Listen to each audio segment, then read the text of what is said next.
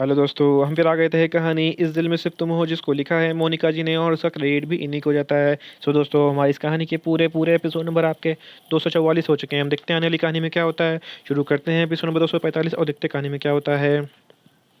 हाँ, लेकिन तुमने इसे जितनी जल्दी कैसे पहचान लिया? मेरा मतलब है कि जब तुमसे मिले थे तब ये 4 साल की बच्ची थी और आज इस बात के कई साल हो चुके हैं।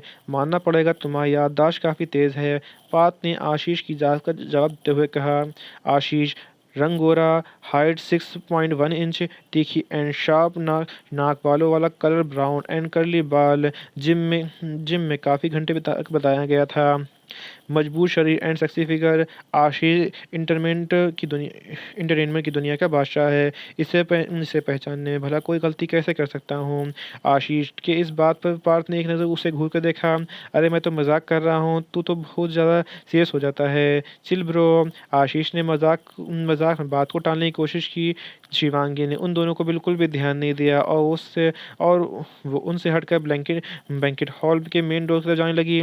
कहाँ? पार्थ ने शिवांगी को रोकते हुए कहा। कहीं नहीं भाई, वो आ चुकी है जिसका मैं इंतजार कर रही हूँ। मैं बस अभी आती हूँ। आप दोनों तब तक बातें करो, शिवांगी ने आशीष की तरफ देखते हुए कहा और फिर उन दोनों से थोड़ा दूर चली गई। शिवांगी उसे अपने गले लगा लिया, जिसने सबका ध्यान अपनी तरफ से रखा हुआ था। उसके ऊपर से अपनी आंखों को हटाना लोगों ने लगभग मुश्किल हो रहा था। रह रह कर सबकी आंखों उसी के ऊपर जा रही थी। बस अब ये जानने के बेताब थे, आखिर ये है कौन है जो पूरी पार्टी की सेंटर ऑफ अट्रैक्शन बन चुकी है। जहां अब तक सबका ध्यान पार्थ और शिवांगी के ऊपर था, वहीं अब उन सबका ध्यान उसके ऊपर से हटकर किसी दूसरे पर टिक चुका था। जैसे शिवांगी ने उसे अपने गले लगाया, सबको यही लग रहा था कि शिवांगी का या तो फ्रेंड होगी या उसकी रिलेटिव। लड़कों की नज़रें उसके ऊपर से हट ही नहीं रही थी। वहीं लड़कियां उसे अपनी जलती हुई आंखों से देख रही थी, क्योंकि उस एक इंसान की वजह से अब तक जो नज़रें उनके ऊपर टिकी थीं, अब वो उसके ऊपर ऊपर थीं। मैं आपसे बहुत ज़्यादा गुस्सा हूँ कि मैं ठीक होने के बाद भी आप एक बार मुझसे मिलने नहीं आई ना। अगर मैं ना आती तो आपका इनवाइट करने के लिए, तो आप तो यहाँ भी नहीं आने वाली थी। माना कि आप भाई से नाराज़ हो, लेकिन मुझसे कैसी नाराज़गी? और मुझ पर किस बात का गुस्सा निकाला जा रहा है, जबकि मेरी तो कोई गलती भी नहीं है। शिवांगी ने अपने चेहरे को मासूम बनाते हुए कहा। इसमें तुम्हारी भी कोई गलती नहीं है।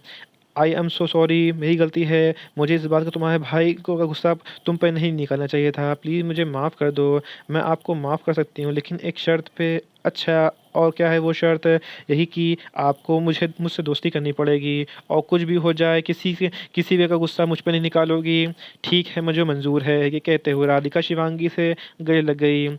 ओह माय गॉड, मुझे लगता है मुझे आपको यहाँ नहीं बुलाना चाहिए था। देखो सब कैसे आपको ही देख रहे हैं। हाय, न जाने कितनी जवानों के दिल घायल होने वाले हैं। उफ, शिवांगी ने अपने दिल पे हाथ रखते हुए कहा।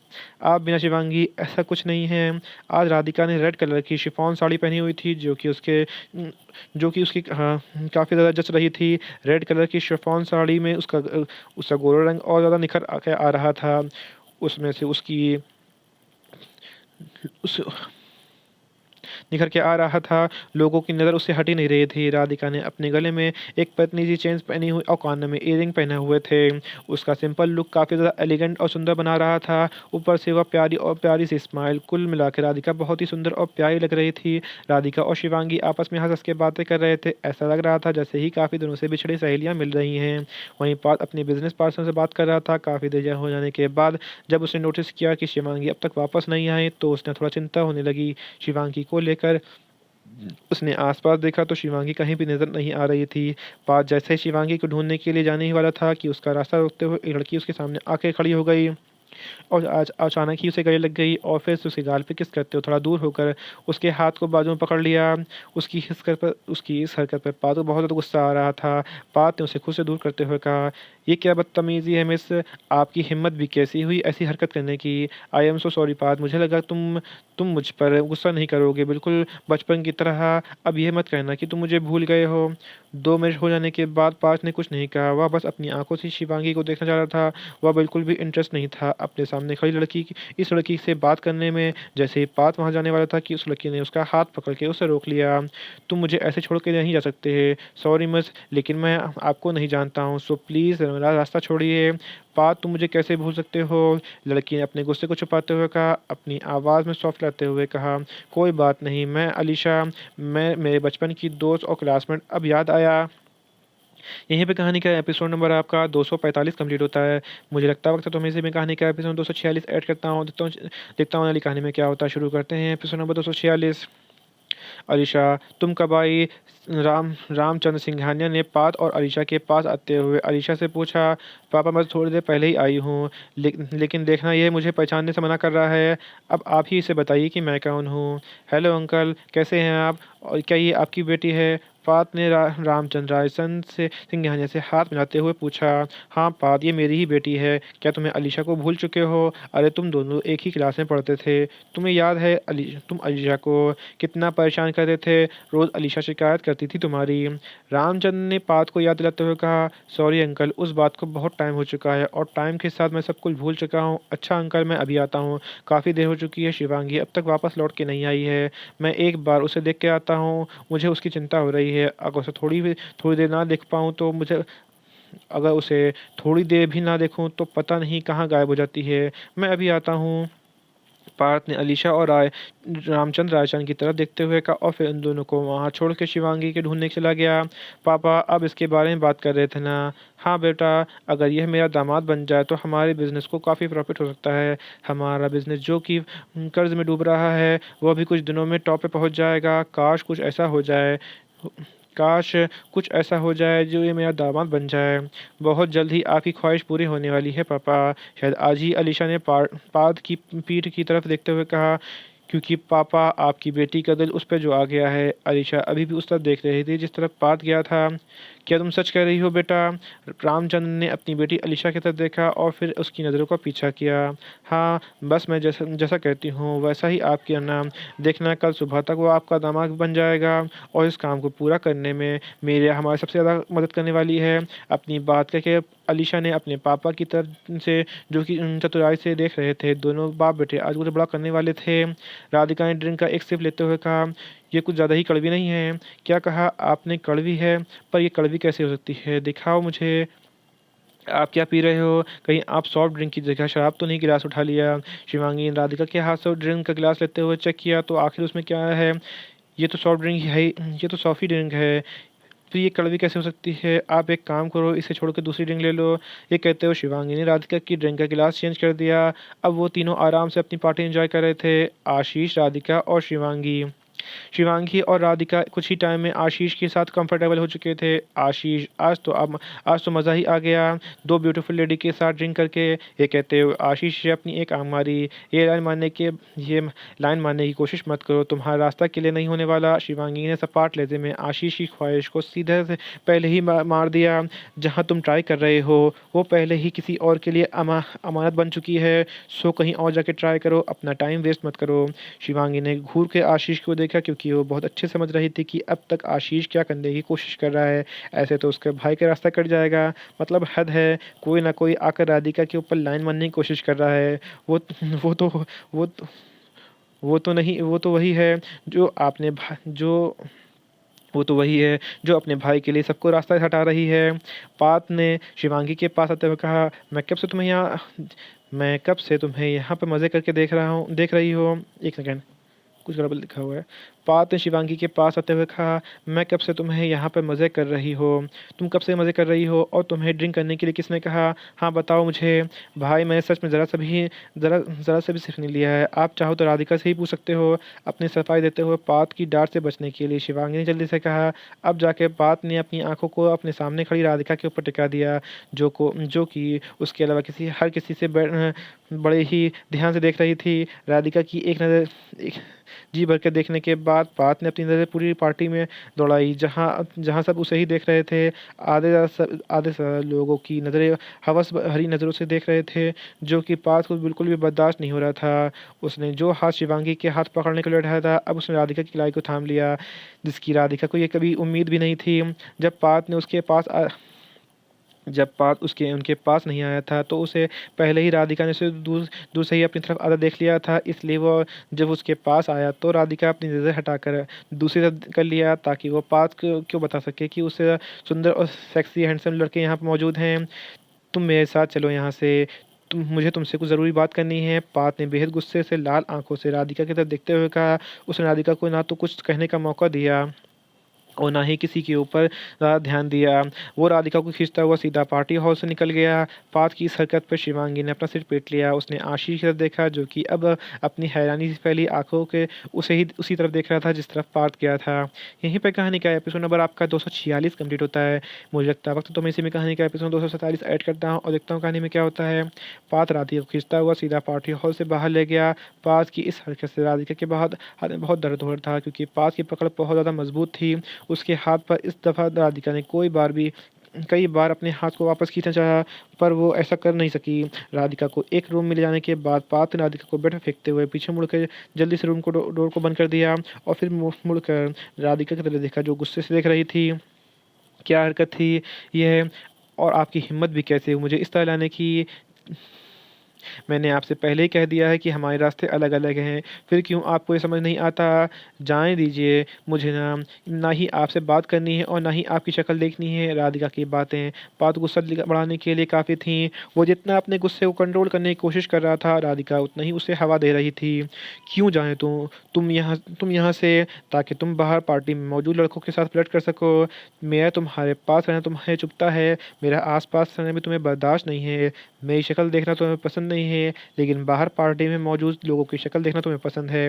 उनका तुम्हारे पास आना तुम्हें पसंद है, उनसे बात करना पसंद है। देखा मैं तुम्हें कितना कंफर्टेबल थी उस आशीष के साथ। आपको इससे कोई मतलब नहीं होना चाहिए कि मैं किसके साथ कंफर्टेबल हूँ और किसके साथ नहीं। मुझे किसके साथ बात करना पसंद है और किसी के साथ नहीं। आप एक बात अच्छे से जान लो, हमारे रास्ते अलग अलग हैं। राधिका ने पात की बात को बीच में तोड़ते हुए कहा। उसे बिल्कुल बर्दाश्त नहीं हो रही थी पात की इतनी जली कटी बातें। ये इंसान जब भी अपना मुंह खोलता है हर बार जहर ही उगलता है। अपने मन में पात की तरफ देखते हुए राधिका ने सोचा। खुद को संभालते हुए राधिका बेड से जल्दी से उठने लगी क्योंकि जिस तरह से पात ने राधिका को बेड पर धक्का दिया था उस वजह से उसके सारे कपड़े अस्त व्यस्त हो गए थे। राधिका ने अपने कपड़ों और बालों को ठीक किया और वो रूम से बाहर जाने के लिए डोर को खोल पाती कि इससे पहले ही पात ने उसके हाथ को पकड़ लिया जिससे वो डोर खोलने ही वाली थी। एक पल के लिए दोनों की आंखें एक दूसरे से गुस्से से घूर रही थी। राधिका ने उसे अपने हाथ को छुड़ाना चाहा कि पात उसे अपनी तरफ खींच लिया और खुद के शरीर को राधिका के शरीर से सटकते हुए उसके उसके एक हाथ को पीछे मोड़कर उसकी पीठ से लगा दिया और अपने दूसरे हाथ राधिका के जबड़े को पकड़ लिया। मैं जब जब तुम्हें जिस काम के लिए मना करता हूँ तुम तब वही काम करती हो। तुम जानबूझ के ऐसा करती हो ना। क्या ज़रूरत थी इतना बन ठन के सज धज के आने की, क्या ज़रूरत थी ऐसे साड़ी पहन के आने की। और मैं तो भूल ही गया, अगर तुम इतना बन ठन के आई नहीं आओगी तुम्हें लोग तुम्हारी तरफ अट्रैक्ट कैसे होंगे। तुम्हें इतना तो पता ही होगा कि पार्टी में बड़े बड़े घर के बड़े बड़े लड़के आने वाले हैं। अच्छा अच्छा सा एक अच्छा अमीर ज़्यादा देख के अपने लिए फंसा लूंगी। यही सोच कर तुम इतना सर संवर के आई हो ना। पात की बात सुनकर राधिका की आंखों में आंसू आ गए। राधिका की आंखों में आंसू देख के पात की पकड़ उसके ऊपर ज़्यादा कसने लगी कि आसानी से पात की ने राधिका को छोड़ दिया और रूम का डोर खोला और बाहर चला गया। जाते जाते रूम का डोर को बाहर से लॉक कर दिया। वहीं पार्टी में आशीष ने शिवांगी के ऊपर सवालों की बौछार कर दी। वो जानना चाहता था कि पात ऐसा राधिका को अचानक क्यों लेके गया। क्या वो दोनों एक दूसरे को पहले भी जानते हैं। शिवांगी तुम ठीक हो। इससे पहले शिवांगी आशीष का सवाल का जवाब दे पाती पात ने उसके पास आते हुए उससे पूछा। हाँ भाई मैं ठीक हूँ, लेकिन आप मुझे बिल्कुल ठीक नहीं लग रहे हो। आप इतने गुस्से में क्यों हो और राधिका कहाँ है। हाँ, पात राधिका कहाँ है, तुम तो उसे अपने साथ लेके गए थे। तो फिर क्या हुआ। आशीष ने जब अकेले पात को देखा तो उसने राधिका की फिक्र करते हुए उससे पूछा। तुम्हें तो उसकी बहुत फिक्र की ज़रूरत तुम्हें उसकी फिक्र करने की ज़रूरत नहीं है। वो जहाँ भी है ठीक है और उससे दूर ही रहो। पात ने अपनी उंगली आशीष के ऊपर पॉइंट करते हुए उसे लगभग वार्निंग देते हुए कहा। रिलैक्स भाई, आप इतना गुस्सा क्यों कर रहे हो। वो तो सिर्फ राधिका के बारे में पूछ रहा है। अच्छा आप ये सब छोड़ो। मिस्टर रामचंद्र अंकल आपको ढूंढ रहे हैं, शायद उन्हें आपसे कुछ ज़रूरी बात करनी है। शिवांगी ने इस टॉपिक को चेंज करते हुए कहा क्योंकि वो बहुत अच्छे समझ गई थी कि उसके और राधिका के लिए ज़रूर कुछ ना कुछ कुछ हुआ है जिसकी वजह से उसका भाई का मूड इतना डाउन है। पहले मैं ड्राइवर को कह देता हूँ कि तुम्हें घर छोड़ आए, बहुत देर हो चुकी है और तुम्हें अपनी दवाई भी लेनी है। आज जो तुमने मुझे बिना पूछे जो ड्रिंक की है, उसकी उसकी तुम्हें भी सज़ा मिलेगी। पता नहीं मुझे समझ क्यों नहीं आता, जो काम मैं तुम दोनों को मना करता हूँ, तुम दोनों वही करती हो। दोनों से क्या मतलब है आपका भाई? शिवांगी ने बात को थोड़े मज़े लेने चाहा और अपने फेस को बड़ा इनोसेंट शो किया, जैसे कुछ समझ ही ना आया हो। सारी बात चली सारी बात चली कर लो। सारी बात यहीं करोगी, कुछ लोगों की छोड़ोगी। पार्थ बहुत अच्छे से समझ चुका था कि उसकी बहन उसके मज़े लेने की कोशिश कर रही है। देखते-देखते 15 मिनट से कम वक़्त में पार्थ ने शिवांगी के ड्राइवर के साथ भेज दिया। अभी भी उसे सही डाइट, मेडिसिन और रेस्ट की ज़रूरत थी। शिवांगी के चले जाने के बाद पार्थ ने सोचा चलो एक मुसीबत तो कम हुई। दोनों से एक से बढ़कर एक हैं। दोनों को सँभालना ही कभी-कभार उसके लिए मुश्किल हो जाता है। पार्टी में फिर जाकर अपने बिज़नेस पार्टनर से बात करने लगा। इस बीच वो लोग लगभग राधिका के बारे में भूल ही गया था। आधा 1 घंटा होने के बाद जब बात करते हुए पार्थ को प्यास लगी, तभी उसके पास एक वेटर आया जिसने उन सब लोगों को ड्रिंक सर्व की। पार्थ जस्ट बगल ही में आशीष खड़ा हुआ था और भी बिज़नेस पार्टनर खड़े हुए थे जो आपस में बात कर रहे थे। रामचंद्र सिंघानिया ने पार्थ की उस ड्रिंक में गिलास देते हुए कहा, ये लो बेटा, बहुत देर से बात कर रहे हो, तुम्हें प्यास लगी होगी। ये कहते हुए रामचंद्र सिंघानिया ने पार्थ को एक प्यारी सी मुस्कान दी। पार्थ ने बिना सोचे समझे उसके हाथ से वो ड्रिंक का गिलास थाम लिया। उसी टाइम वेटर ने भी एक गिलास आशीष के हाथों में थमा दिया। राम सिंह सिंघानिया ने दूर खड़ी अपनी बेटी अलीशा की तरफ देखते हुए थम्स अप का इशारा किया। अलीशा ने भी अपने पापा को एकदम थम्स अप का इशारा किया। इसका मतलब था कि वो दोनों सही डायरेक्शन में अपने प्लान को एग्जीक्यूट कर रहे हैं, लेकिन दोनों ने ही ये बात को ध्यान नहीं दिया कि ड्रिंक्स एक्सचेंज हो चुकी है। वेटर को इस काम में कि अलीशा ने बहुत मोटी रकम दी थी, वहीं अलीशा तो आगे क्या होने वाला है उसके बारे में सोच के खुश हो रही थी। यही हाल रामचंद्र सिंघानिया का भी था। उन्होंने सोचा था कि अब उनके बुरे दिन जा चुके हैं। अब हर दिन चांदी ही चांदी होने वाली है। दोनों ही बाप बेटी अपनी अपनी सोच में गुम थे। अभी और अनिका ने थोड़ी देर पहले ही डिनर किया था। अभी ने अनिका के हाथ को अपने हाथों में थाम लिया, उसके हाथ को पकड़ के गार्ड में डालने लगा। अनिका ने खुद को सोल खुद को सभी चीज़ों से बेफ़िक्र कर दिया था। थोड़ी देर तक टहलने के बाद अनिका गार्डन में बेंच पे बैठ गई। अभी उसके साथ ही बैठा गया। अनिका ने अपने सर को अभी के कंधे पे रख दिया और अपनी दोनों आँखों को बंद कर दिया। उसे सुकून चाहिए था जो सिर्फ़ अभी की बाहों में मिलता था। थोड़ी देर तक खामोश रहने के बाद अनिका ने कहा, अभी तुम सब कुछ कैसे ठीक करोगे? वो सब तुम मुझसे छोड़ चुके हैं। मेरा काम है, वो सब मुझे छोड़ दो। ये मेरा काम है सब कुछ ठीक करना। तुम बस अपना और हमारे बच्चे का ख्याल रखो। अभी ये बहुत ही अच्छी फीलिंग है। इतना कुछ होने के बाद भी मुझे उनके साथ बहुत अच्छा ही लगता है। ये कहते हुए अनिका ने अपने पेट पे हाथ फेरना शुरू कर दिया। इसके लिए सच में ये फीलिंग बहुत ज़्यादा अच्छी थी। अनिका ने अभी के हाथ को पकड़ के अपने पेट पर रखा ताकि वो भी उसे महसूस कर सके। अभी के चेहरे पे पहले तो कुछ भाव नहीं आए, लेकिन फिर थोड़ी देर बाद उसके चेहरे को सुकून के भाव आ गए और ऐसी फीलिंग जिन्हें शब्दों में बयान नहीं कर सकता था। आखिरकार अब वो पापा बनने वाला था। जो कुछ भी उसके साथ हुआ था अभी वो कुछ अपने बच्चे के साथ नहीं होने देने वाला था। अब चलो, तुम्हें इतनी देर तक जागने की ज़रूरत नहीं है। ये कहते हुए अभी ने अनिका के हाथ को पकड़ के उसे रूम में ले गया। थोड़ी ही देर में उसे बाहों में लेकर बिस्तर पर लेट गया। उसे अब बस अनिका के सोने का इंतज़ार था। जैसे ही अभी को रियलाइज़ हुआ कि अनिका अब गहरी नींद में सो चुकी है, अभी ने आहिस्ता से अपनी बाजू को अनिका के सर से नीचे निकाला और अनिका के अच्छे से ब्लैंकेट से कवर करके वो रूम से बाहर निकल गया। स्टडी रूम में चला गया जहाँ पहले से ही कपिल उसका इंतज़ार कर रहा था। क्या खबर लाए हो? अभी ने सोफे पर बैठते हुए पूछा। बॉस, अनुराग जिंदा है। प्रतिभा जी ने बहुत कोशिश की थी उसे मारने की, लेकिन ठीक टाइम पर हमारे आदमी उसे बचा लिया। लेकिन अभी भी उसकी कंडीशन ठीक नहीं है। उसे काफ़ी ज़्यादा चोट लगी है। मुझे लगता है कि वह प्रतिभा जी के बारे में सब कुछ जान चुका है, इसलिए उन्होंने उसे मारने की कोशिश की, वरना भला ऐसा क्यों करती? कपिल की बात सुनकर अभी ने कुछ नहीं कहा। उसके दिमाग में क्या चल रहा है इस बात का कहना मुश्किल है। अभी की गहरी सोच में डूबा हुआ देख कपिल ने कहा, क्या हुआ बॉस? नज़र रखो प्रतिभा जी के ऊपर और साथ ही साथ अनिका के पूरे परिवार वालों के ऊपर भी। मुझे लगता है कुछ है जो हमसे छुपा हुआ है और शायद अनिका को भी नहीं पता। यहीं पे कहानी का एपिसोड नंबर आपका 247 कंप्लीट होता है। तो दोस्तों आपको एपिसोड नंबर 247 कैसा लगा हमें कमेंट करके ज़रूर बताइए। कहानी का कोई ऐसा अंश, ऐसा भाग जो आपको समझ में ना आया हो, आपको अटपटा लगा हो, तो भी हमें कमेंट करके ज़रूर बताइए। कहानी अच्छी लगी तो उसको लाइक कीजिएगा, शेयर कीजिएगा, चैनल को सब्सक्राइब कर लीजिएगा ताकि आपको हमारे आने वाली अगली वीडियो अब तक आसानी से पहुँच सके। सो दोस्तों हम फिर मिलेंगे एक नए वीडियो के साथ, एक नए एपिसोड के साथ। तब तक के लिए मुझे इजाज़त दीजिए। धन्यवाद दोस्तों।